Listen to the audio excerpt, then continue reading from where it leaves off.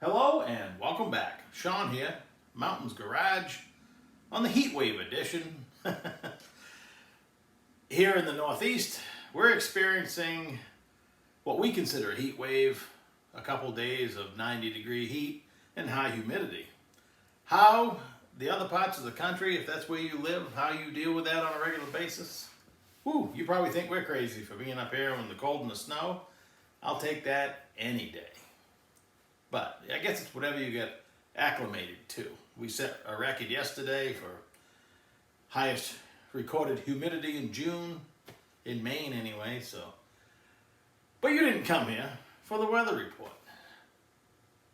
Fortunately, my garage stays nice and cool, so as long as I don't move around too much, which I violated that policy, I just dragged down off the high shelf my Powerglide project that I bought on a Black Friday sale. I bought the BTE housing, BTE SFI case, and a BTE roller tail housing, and they were, call it $1,000 shipped a year ago last Thanksgiving. So this is 2022 we're talking about.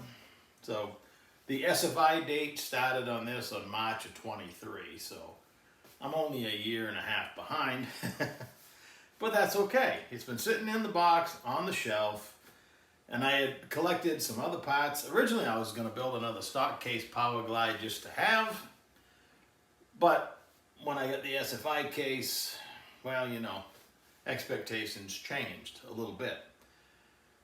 It is a really nice piece.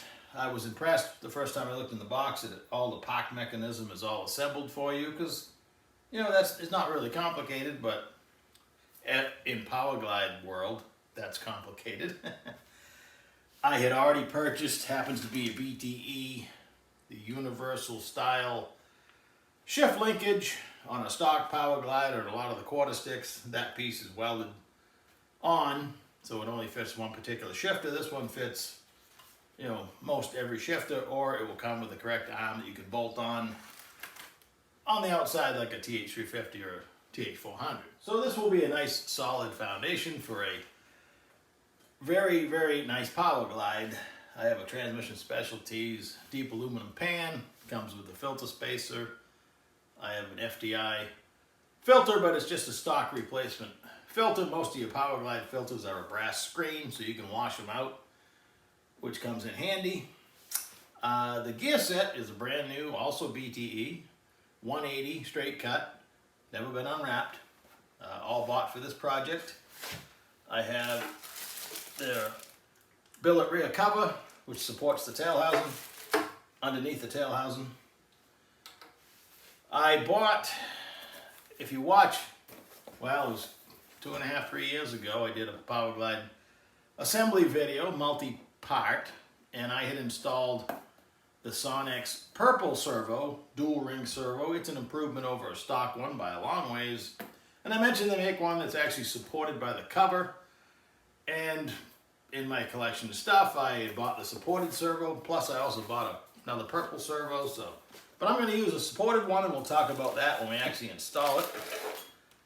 Got a Kevlar band and the heavy-duty adjuster strut.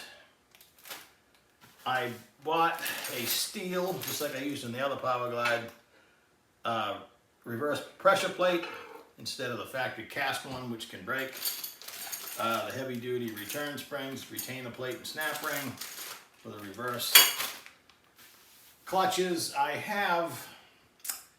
didn't use them last time. The other Powerglide I built, if you watch the video, I put 6 or 7 clutches in the reverse. I'll have to look it up. I think I put 6. And that's a common number in your aftermarket glides, or at least it used to be. There are Powerglide builds happening now. They'll put 1 or 2 clutches in the reverse. They're trying to get rid of parasitic drag.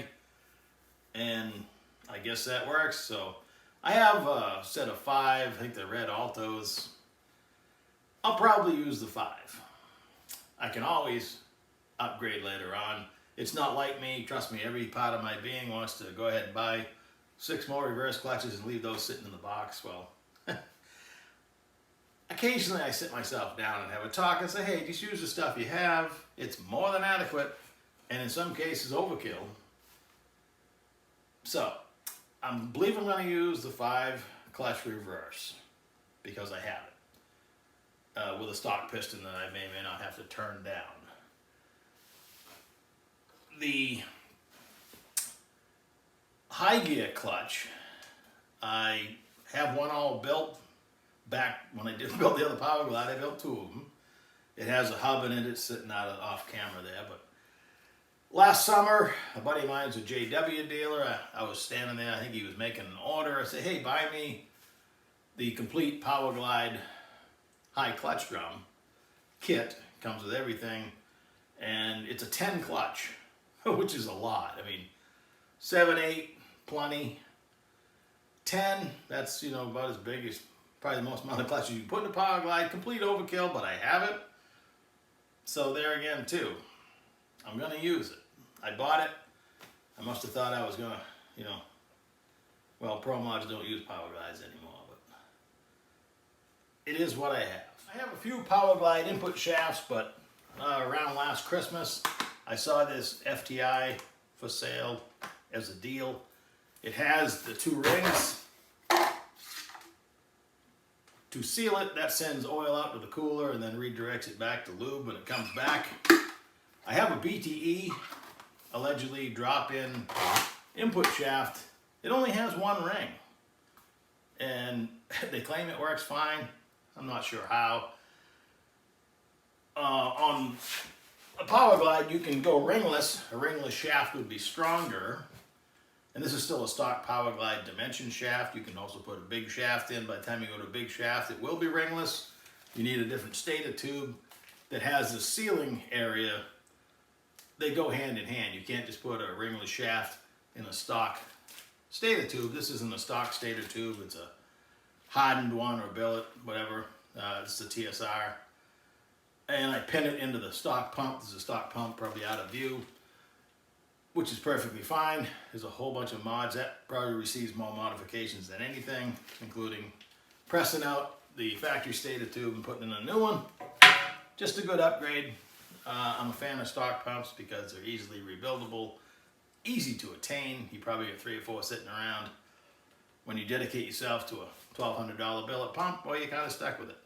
And it hurts more when you wreck it, when debris happens and happens to go through it. So that's just me. I mean, some of the fastest cars in the country are running a stock Turbo 400 pump and a Turbo 400 895 pump. So for a trans brake, again, back when I did the other Powerglide, I bought a TSR cast iron brake, which is fine. I'm sure it's a great brake. Part of me wants to buy a billet one, but I'm right back to the thought process of here it sits brand new in the box. Just put it together. I can change it out later if the need ever arises.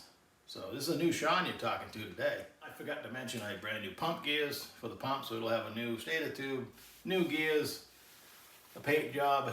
It'll look like it's fresh from the factory, only better. And last but not least, well, I'm sure I've missed a few things, but a nice steel locking dipstick, NHRA approved, easy to fill.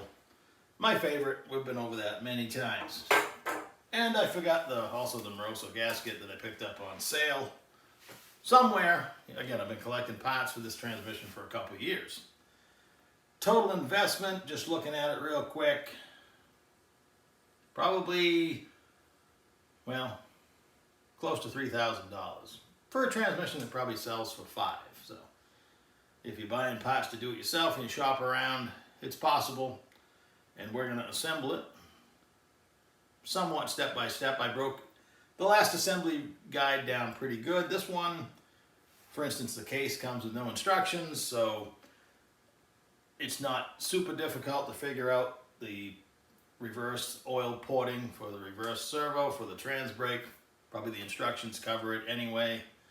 But as far as instructions with the aftermarket case, you get nothing. So, which only leads you to believe it's not that hard to figure out. So I'm excited. It's going to be a nice transmission.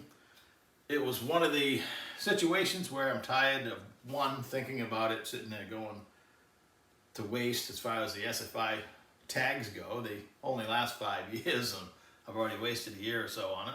Not that the transmission even has a destination at this point, but I bought it with a purpose. Did not expect it to sit around this long. Excuse me. And much like the Holly Dominator I did a few weeks ago, that's complete. It's sitting in a box. Check that off my list, because I have a running list of all the things I want to accomplish, this being one of them. So let's just put it all together in one spot. Believe it or not, it takes up a whole lot less space that way too, because some of these boxes, I'm looking at them behind you, don't trip when you back out of here. Yeah, they take up a lot of space. So that's it for today.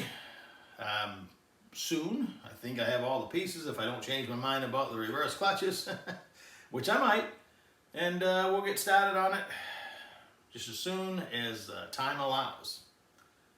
Stay cool. Talk to you soon.